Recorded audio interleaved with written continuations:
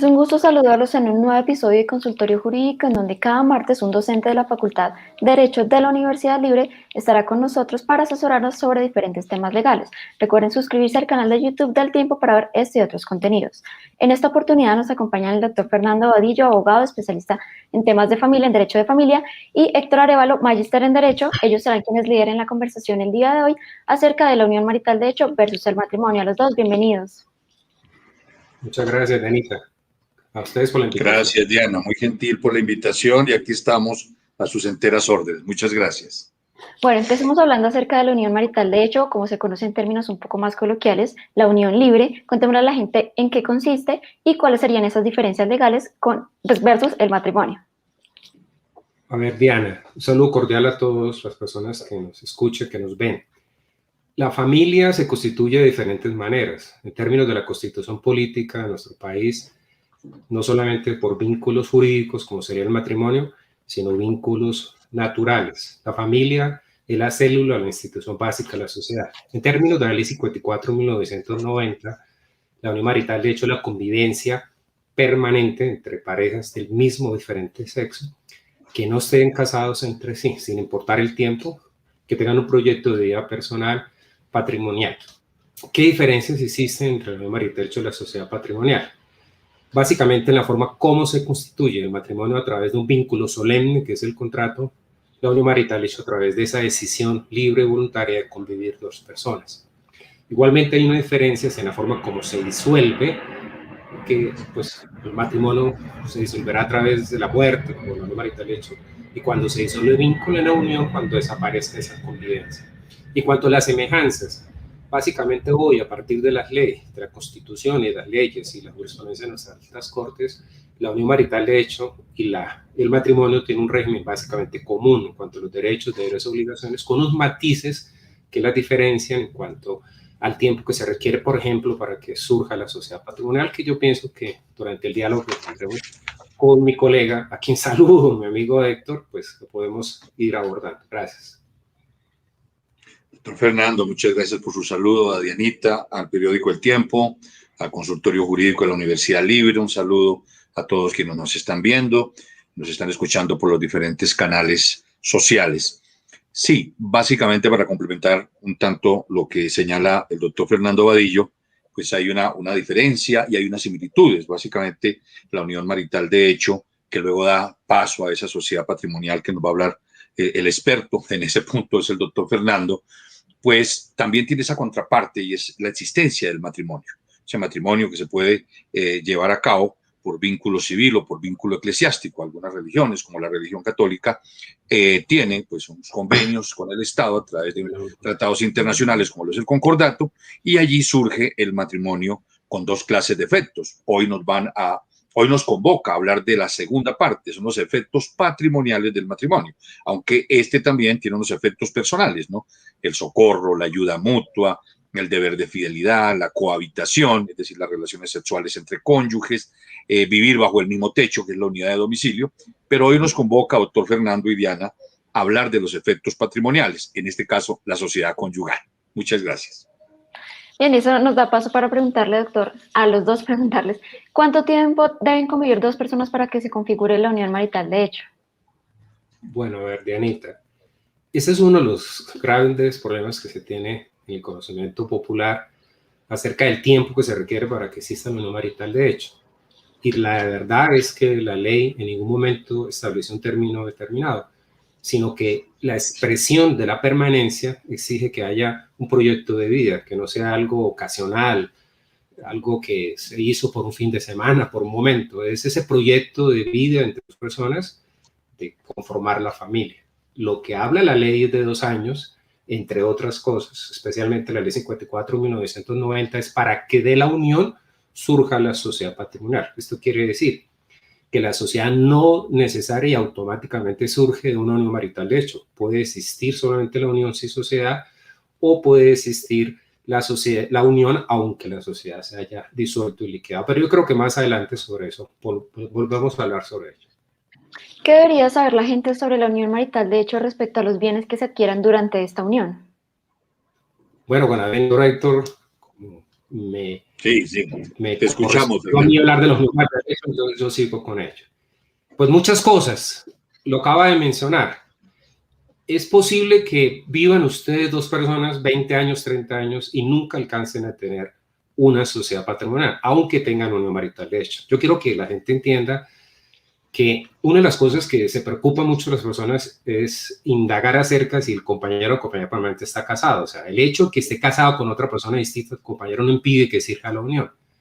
Quiere decir que puede haber unión entre personas que no estén casadas entre sí, pero que pueden estar casados entre otros. Pero si vienen con una sociedad conyugal vigente, o sea, si tienen vigente la sociedad en el matrimonio y conforman una unión marital, de hecho, nunca va a surgir la sociedad patrimonial entre ellos. ¿Por qué razón? Porque la sociedad patrimonial es universal y la preexistencia de una sociedad universal impide que surja otra. Entonces, en esos términos, ¿qué deberían saber? Pues con quién están conviviendo. Si la persona trae una sociedad conyugal vigente, pues nunca tendrán una sociedad patrimonial y deben tener mucho cuidado. Además, si desean que de la unión surja una sociedad, porque pueden capitular, que es un mecanismo que se hace a través de escritura pública, de la inexistencia de la sociedad. Y deben saber que si desde un principio puede surgir o del momento en que disolva el vínculo anterior surja una sociedad patrimonial, se requiere que la unión perdure 2 años. En ese orden de ideas, si la unión no alcanza a tener 2 años, no surge la sociedad patrimonial. Y lo otro que deben saber es que si esta surge, desde el primer momento que estamos contabilizando los 2 años, todos los bienes adquiridos a título honoroso pertenecen por partes iguales a los compañeros permanentes que se repartirán, o sea, se liquidará previamente se disuelva. Es decir, es un régimen patrimonial que está pendiente de disolverse por cualquier razón, entre otras algo inevitable que es la muerte o otras causas legales, una decisión judicial o un mutuo acuerdo elevado hasta escritura pública o acta de conciliación para después hacer un proceso de liquidación de distribución de esos bienes. Bien, doctora Arevalo, ¿y cómo funciona este tema en los términos de la sociedad conyugal?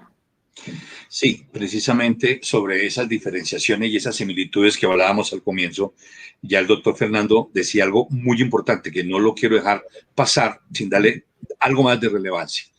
Y es varios pronunciamientos, doctor Fernando, de la Corte Suprema, en los cuales, por ejemplo, recuerdo un caso de Barranquilla, en el cual las personas, el señor venía cada 15 días o cada 20 días a la casa donde vivía, digamos, su pareja, su novia. Este señor fallece, era un miembro del ejército, fallece y luego se dice no hay sociedad, no hay unión marital de hecho, precisamente por lo que decía el doctor Fernando.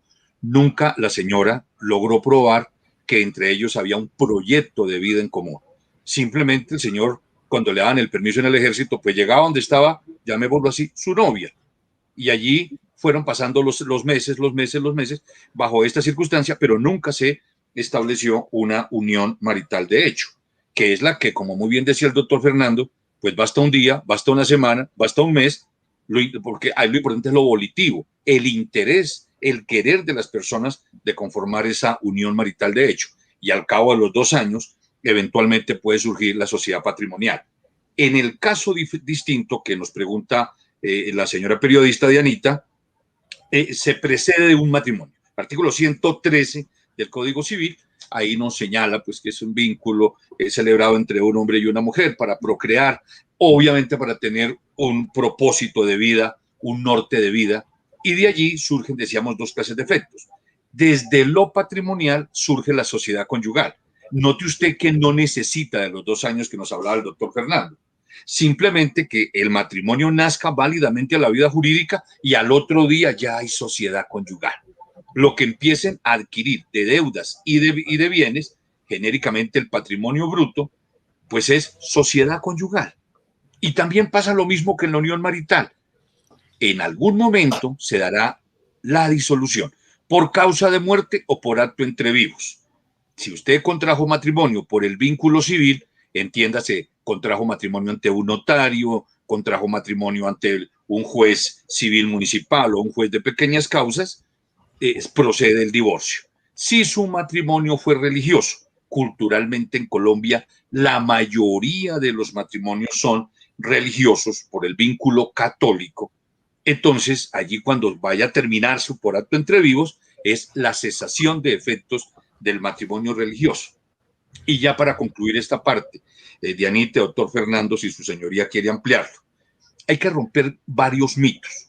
Y uno de los mitos que hay en Colombia es confundir divorcio con separación de cuerpos. A veces vienen a la oficina y le preguntan, le dicen a uno, doctor Arévalo, me quiero separar, cuando realmente lo que la persona está diciendo es, me quiero divorciar o quiero entrar en la cesación de efectos civiles. Porque una cosa es, digamos, la consecuencia patrimonial de un divorcio, de una cesación de efectos, a la de una simple separación de cuerpos. Ojo con eso, porque la separación de cuerpos mantiene vivo el vínculo. Hay una suspensión temporal, lo que decía doctor Fernando, alguno de nuestros autores, el maestro Marco Gerardo Monroy Cabra, que murió hace poco, separación de lecho y techo, una separación de la convivencia y de las relaciones sexuales entre los cónyuges, pero por lo demás el vínculo sigue vigente. Ahí no termina el vínculo y hay que romper, Diana, con esa creencia de confundir divorcio con separación de cuerpos. Eso luego lo podemos ir ahondando en la medida que tengamos el tiempo para ello. Muchas gracias. Bien, hablemos, ya que ustedes entraron a hablar acerca de los bienes y hacer la diferenciación. ¿Qué pasa cuando se separan las parejas que están viviendo en unión marital de hecho y qué pasa con los bienes cuando se separan las personas que están casadas? Entonces le doy la palabra al doctor Vadillo para que haga la respectiva explicación.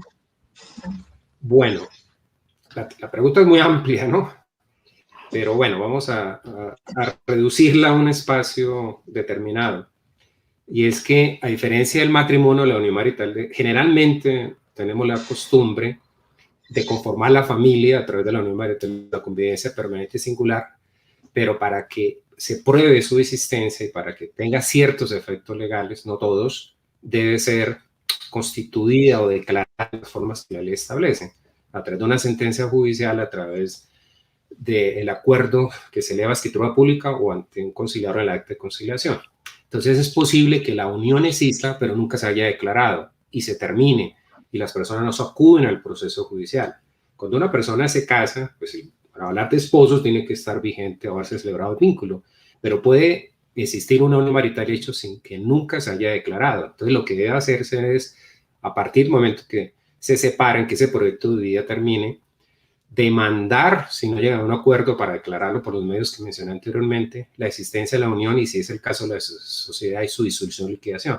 Realmente, si no se llega a ese acuerdo, la única vía es la vía judicial. Entonces, por regla general, los procesos relacionados con la unión marital de hecho comprenden varias pretensiones. Declarar que hubo una convivencia, unión marital de hecho, que de ella surgió una sociedad que se disolvió, por ejemplo, por separación física definitiva de los compañeros, por la muerte o por el matrimonio con un tercero y proceder a su liquidación. Entonces deben tener en cuenta todas las personas que nos escuchan que hay personas que han convivido 20, 30, 15 años en unión marital hecho y si no acuden a los mecanismos legales para que ésta se declare, para que se disuelva, hablando de la sociedad patrimonial y se liquide, lamentablemente todo ese tiempo es perdido fuera del tema sentimental, ese proyecto que tuvieron, de los hijos, etc. Entonces el consejo es que utilicen los mecanismos legales para que declaren la existencia de la unión, para que declaren la existencia de la sociedad, para que la disuelven y liquiden, repartan los bienes, so pena, que vuelvo a mencionar, se pierda ese tiempo, y si no hay un acuerdo, pues la vía judicial. Sobre ese punto, pues más adelante creo que hay unos mitos ahí que vamos a mencionar, pero dejaría planteado la pregunta que me estás haciendo. Bien, gracias a todas las personas que están participando en este momento a través de los comentarios en Facebook. Estaremos leyendo algunos de los casos en vivo. Por ejemplo, en Facebook nos dice José Antonio Valero, los bienes adquiridos antes de una unión marital, de hecho, entran a ser parte en la separación. Bueno, no sé si Héctor... No, concluya tú esa parte de la unión marital, doctor Fernando, y ya miremos esas mismas consecuencias a partir del matrimonio. Yo les decía en respuesta a la pregunta anterior que me hicieron, que básicamente los derechos, deberes y obligaciones que surgen entre los cónyuges versus compañeros permanentes, el matrimonio y la unión marital, de hecho, son similares, salvo ciertos matices que los diferencian. Acá hay un matiz, es un tono un poco más, es diferente, más alto, más tenue, qué sé yo. Y es que los bienes adquiridos, o mejor, sí, los bienes adquiridos con anterioridad a la conformación de la unión marital de hecho y a partir de la conformación de la sociedad patrimonial de los compañeros permanentes, si son bienes muebles o inmuebles, no entran. En cambio, en tratándose de los cónyuges, el Código Civil establece, ¿y por qué no entra? Porque la ley 54 lo dijo, expresamente sin distinguirlos. En cambio, el Código Civil sí establece una diferencia entre bienes muebles o bienes inmuebles. Los bienes inmuebles que yo adquiera antes de casarme no ingresan a la sociedad conyugal, salvo que capitule su inclusión. Es la regla general. En cambio, los bienes muebles sí entran, salvo, hay que hacer la claridad mejor, que entran con una figura que se llama la recompensa o indemnizaciones o compensaciones. Es decir, entran, pero deben ser restituidos por el valor que tenía al momento del aporte. Esa sería la gran diferencia. Y de ahí en adelante, pues todos los bienes que se adquieran a título oneroso, el régimen es idéntico, con posibilidades de recompensa, con exclusión de bienes que se hayan capitulado para que no ingresen, o los bienes que se han obtenido a título gratuito, o bienes que tengan una causa a título anterior, no ingresarán al régimen patrimonial de los compañeros permanentes. Yo creo que ahí respondo la pregunta, que fue muy concreta. Sí, señor. Antes de que el doctor Arevalo continúe con su respuesta, vamos a leer otra pregunta que tiene también que ver con este tema, y nos dice Von Gil en Facebook: ¿se pueden hacer capitulaciones en la figura de unión libre? Bueno, me excusa, Héctor, son los oyentes los que están preguntando sobre unión marital. Mi hermano, aquí vamos ganando en el ranking la unión marital de hecho. Bueno, claro que sí, desde la propia ley 54 de 1990, esta se refirió a las normas del Código Civil que hablan especialmente del régimen patrimonial entre los cónyuges, de las capitulaciones. Luego, posteriormente, una ley de descongestión se señaló de igual manera. Y por último, la tercera ley, por si acaso no hubiera casi leyes que dijeran que se puede capitular entre compañeros permanentes, el Código General de Proceso, de numeral sexto, artículo 617, estableció la posibilidad de que los compañeros capitulen, obviamente antes de que se conforme la sociedad. Aquí la pregunta del millón es la siguiente: bueno, ¿y tienen que capitular en qué momento? Pues sin duda, la respuesta para todos pacífica sería antes de que vayan a convivir, pero eso es una respuesta de espaldas de la realidad. Entonces, yo sugeriría, y así no hay pronunciamientos al respecto de la Corte sobre el tema, pero consideraría posible que puedan capitular antes de que lleguen los 2 años. Recuerden que la unión puede existir, y si llega a tener 2 años se presume la sociedad del primer momento, pero si no alcanzan entre 2 años no existió. Entonces, antes de los 2 años pueden capitular. Si capitulan ya después de los 2 años, pues las capitulaciones son concesiones, en este caso los compañeros, para alterar el régimen que viene por parte de la ley, y en ese caso las capitulaciones, para mi gusto, serían inexistentes para asimilarlas al concepto de la inexistencia de las capitulaciones hechas dentro del matrimonio para el régimen de los cónyuges.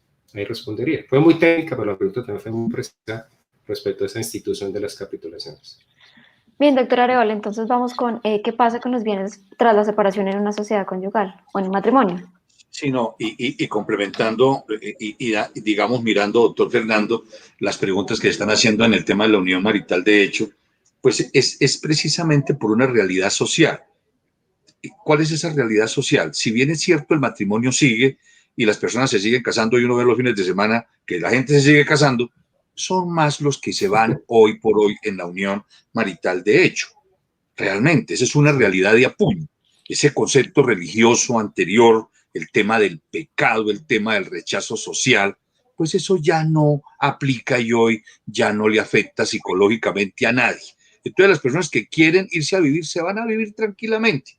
Y de ahí entonces lo importante de las preguntas que ya le han formulado y que el doctor Fernando acertadamente ha respondido. Por ejemplo, esa es la capitulación, porque uno entendería que las capitulaciones son previas al matrimonio. Por supuesto que no, porque es la expresión de voluntad, es lo volitivo de las personas. Tan es así, doctor Fernando, Diana y oyentes, participantes todos, que en ese proyecto de Código Civil que presentó la Universidad Nacional, ya hoy se va a contemplar esa posibilidad. Casémonos, pero no vivimos bajo el mismo techo. Eso hace poco en una charla con alguna universidad del Perú lo mencionábamos, como el Código Civil peruano lo tiene. ¿Sí?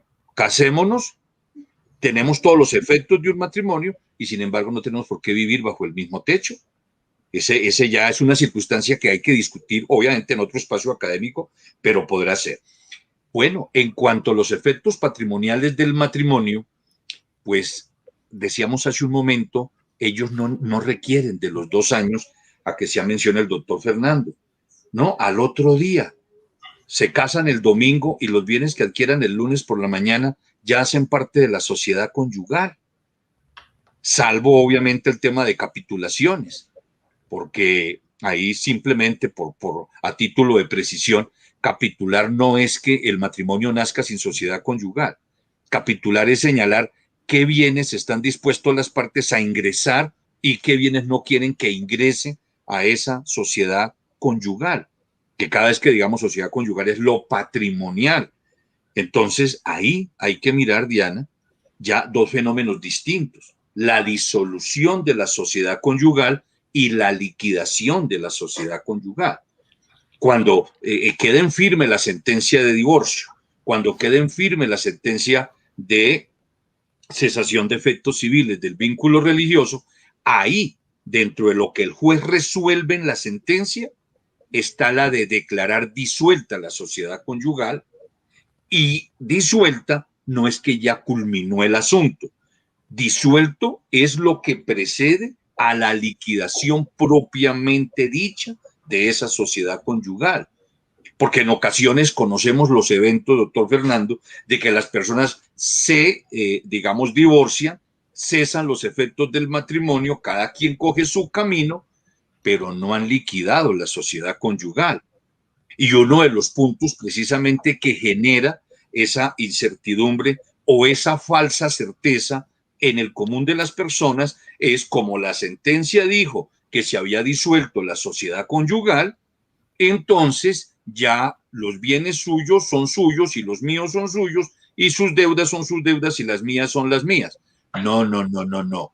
Eso ocurrirá cuando hayamos liquidado la sociedad conyugal. Hasta ahora vamos en camino de disolver. Es una masa de bienes y de deudas sociales que se forma, pero que en algún momento hay que entrar a repartir. Luego, no es dable confundir los dos conceptos entre disolver y liquidar la sociedad. Eso es un punto bien importante que podamos ahora, a partir de alguna otra pregunta, poder dilucidar un poco más a fondo. Bien, hay un tema que nos está preguntando mucho la gente, es el tema de las herencias, tanto en la unión marital de hecho como en el matrimonio. Por ejemplo, María Valentina Páez a través de YouTube nos pregunta, ¿qué pasa con los bienes heredados antes de la unión libre? Y esto me da pie también para responderle a la usuaria también, pero introducir también el tema de las herencias en la unión libre y entrar a los mitos que nosotros vamos a desarrollar, y es acerca de la herencia, si tiene la persona derecho a heredar los bienes, si en caso de que el compañero permanente fallezca. Entonces vamos a entrelazar el tema de las herencias y la unión marital de hecho para dar respuesta a los dos temas. Listo. Doctor Fernando, antes que su señoría lo responda, de una vez aprovechemos y explicamos esa diferencia entre lo que es un legado y una herencia, ¿no? Que a veces también se confunde ese puntico. Y luego sí ya miramos la pregunta en concreto. Nosotros nos mirar a la cara de Diana, que hace cuando nosotros hablamos y nos extendemos mucho, yo creo que no vamos a tener tiempo. Desafortunadamente. Pero muy breve, muy breve. Mire la cara, mírela. Entonces, es muy buena pregunta. Quiero decirles que históricamente la unión marital de hecho surgió a partir de la Constitución 91 como una respuesta del Estado para otorgarle a las personas que convivían en la unión marital de hecho un régimen legal y especialmente un régimen patrimonial. Pero ha sido la jurisprudencia de las altas cortes, en el caso concreto en Colombia, la Corte Constitucional, aunque también lo ha hecho la Corte Suprema de Justicia, pero en otro espacio, como las tutelas o a través de la decisión de casación, de otorgarle a los compañeros permanentes ciertos derechos que no tenían a partir de la ley. En esa urdidez, basada en la Constitución política, la Corte Constitucional le ha dado a los compañeros permanentes, al igual que los cónyuges, el derecho a heredar en el segundo y tercer orden hereditario. Igualmente le ha dado el derecho a la porción conyugal, que se denomina marital.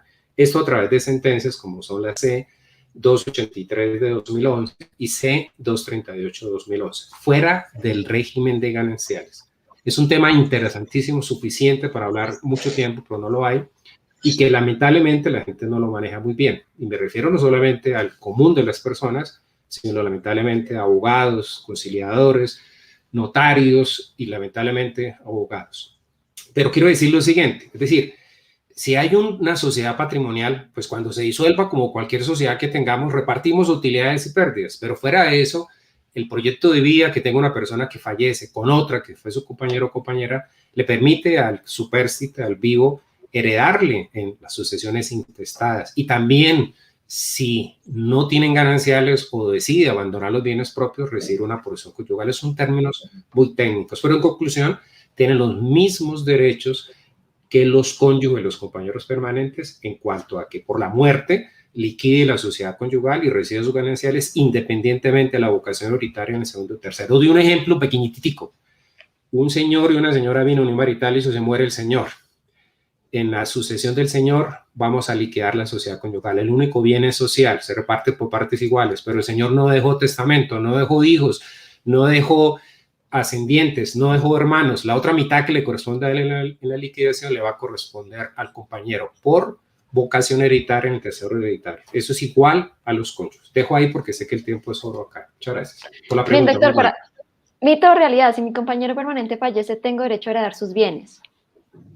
En conclusión. Verdad, pero sí, verdad, pero recuerden que al proceso tengo que llegar con la prueba de la existencia de la sociedad. Entonces, demandar primero que tenemos un año de prescripción para los gananciales, pero para la unión, para la vocación hereditaria o la porción conyugal no hay tiempo de prescripción, e ir con la sentencia y va a recibir la parte que le corresponde como heredero. En el segundo y tercer orden hereditario, es decir, en ausencia de hijos o en ausencia de ascendientes, recibirá en el tercero con los hermanos. Sí, es correcto. Bien, doctor Arevalo, también hay muchos mitos acerca del matrimonio, de la sociedad conyugal, como hemos venido hablando durante todo el programa, y uno de ellos es que si los esposos se divorcian y se disuelve la sociedad conyugal, los bienes de cada uno de ellos, que cada uno de ellos adquieran posteriormente, son de cada quien. ¿Esto es mito o realidad? Ese es un mito, eso es un mito, Diana. Precisamente lo señalábamos hace un momento. Todo el asunto patrimonial concluye cuando se haya liquidado la sociedad conyugal. Y eso entonces lleva a una pregunta de cualquier persona, inclusive nosotros los abogados. Entonces, ¿disolver qué es y liquidar qué es?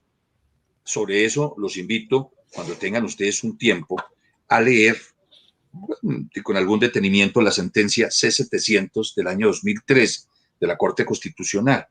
Y allí lo aclara de una manera, yo creo que muy didáctica, ¿sí? Entonces, cuando las personas contraen, como este es un contrato, contraen matrimonio, como este es un contrato de ejecución sucesiva que se está dando en el tiempo, 3 años, 5 años, 20 años, 30 años, ahí los bienes que se vayan adquiriendo son bienes sociales. Y como lo decía el doctor Fernando, también yo puedo contraer matrimonio teniendo con anterioridad bienes propios. Yo puedo casarme con anterioridad, tener un apartamento y tener un local comercial. Esos siguen siendo bienes propios, pero el mayor valor, los frutos que adquiere el bien, el mayor valor del bien pasa a ser un bien social. Entonces, ¿qué sucede? Al momento en que, por ejemplo, queden firme, que ya sea inmodificable por regla general, ¿no? La sentencia en el divorcio, en la cesación de efectos civiles de vínculo religioso, la sociedad queda en estado de disolución. ¿Qué significa eso? Disolver no es que de aquí en adelante lo suyo es suyo y lo mío es mío. No, disolver es que se conforma un patrimonio liquidable. Ya se entiende que no le vamos a aportar más porque nuestro vínculo desde lo personal ha concluido por divorcio, por cesación de efectos, por nulidad del matrimonio, por separación de cuerpos cuando los cónyuges no manifestaron que su interés era mantener vigente la sociedad conyugal, y entonces esa masa conformada por un activo y un pasivo quedó disuelta. Es decir, aquí en estos 20 años de matrimonio, esto fue lo que adquirimos de bienes, esto fue lo que adquirimos de pasivo, entonces ¿cómo nos vamos a repartir esto? Y ahí entramos a liquidarla. ¿Qué sucede si en el intermenso, es decir, si para el tiempo posterior al divorcio o a la cesación de efectos, los cónyuges ya separadamente, uno adquiere un carro, el otro compra una motocicleta, creyendo que como la sociedad conyugal está disuelta, eso es de cada quien? No. Si uno analizara, pero no tenemos ese tiempo, el artículo 1793 del Código Civil, no. Esos bienes adquiridos bajo esa circunstancia, por ejemplo, por el desconocimiento del otro cónyuge de que se iban a adquirir esos bienes, ¿no?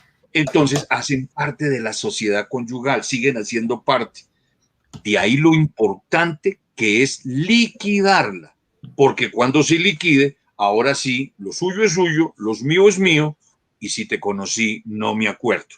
Pero es en ese momento, no antes. Bien, se nos agotó el tiempo. Los dos, muchísimas gracias por su asesoría sobre el tema de hoy.